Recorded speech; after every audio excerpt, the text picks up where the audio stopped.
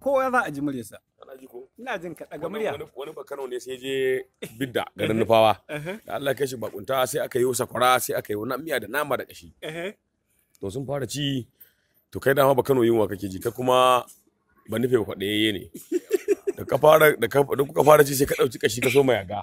Yana fara yaga kai bakano in ka gyago sakwara in ka danna ɗan yatsanka na tsakiya in ka sa ka ɗauko nama.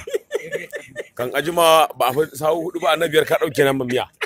Kai ba Kano kai ba nufe da ka laluba kwano ka ji ba miya sai ka ji ba nama a miya sai ka ce ba ko yace kace ya sunan ka ne yace Jibrila yace to kana da babban sunan babban mala'ika ne yasa baka jin to sai nama wala